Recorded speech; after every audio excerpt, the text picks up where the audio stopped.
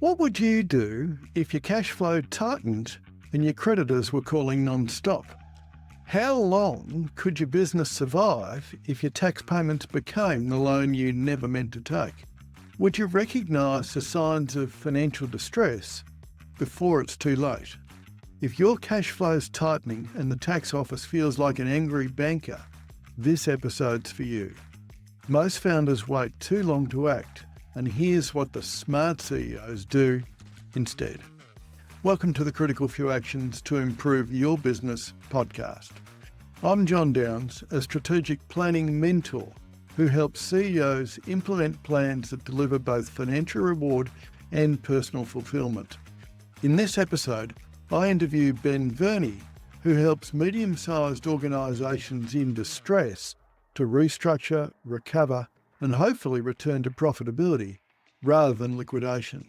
Now, we're all busy, so I'm going to give you the critical few insights in about 4 minutes so you can figure out your critical few actions to go forward with. If it resonates, download the ebook and listen to the full episode. When I work with successful business leaders, I often see them wait too long before confronting the signs of distress. Most CEOs hope the problem will fix itself until cash flow stalls and creditors start circling. Restructuring, done early and professionally, isn't a failure. It's a way to protect jobs, preserve value, and lead responsibly. I took away 3 key insights from this conversation. The first insight was about recognising distress early. Ben said, understanding what caused the cash flow issue is the foundation of any restructure. Too many businesses use the tax office like a second bank until that debt becomes unmanageable. So what can you do? Well, review the financial position monthly, especially your debtors, creditors, and cash flow forecasts. If cash is consistently tight, act early. Engage your accountant or restructuring advisor before the problem compounds. The second insight is about building a plan that restores confidence.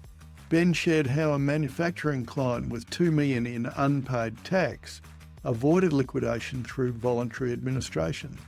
In just 5 weeks, his team cut costs, raised prices, and saved over 50 jobs.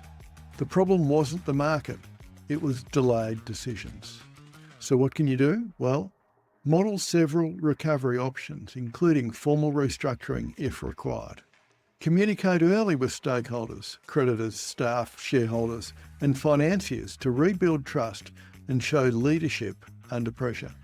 The third insight is about making restructuring a leadership strength, not a stigma. As Ben said, restructuring done right doesn't just save a business, it saves livelihoods. The stigma around administration prevents many CEOs from protecting what they've built. So what can you do? Well, treat restructuring as part of a strategic renewal, a disciplined way to refocus your business model and protect future value. Build resilience into your organisation now. Diversify your revenue streams, strengthen the reporting, and prepare contingency funding options.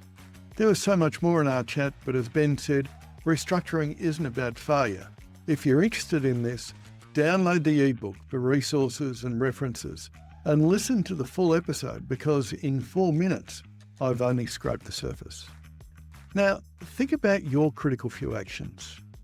Will you grasp the bull by the horns and talk with someone about the issues that aren't going away and maybe secure your organisation's future?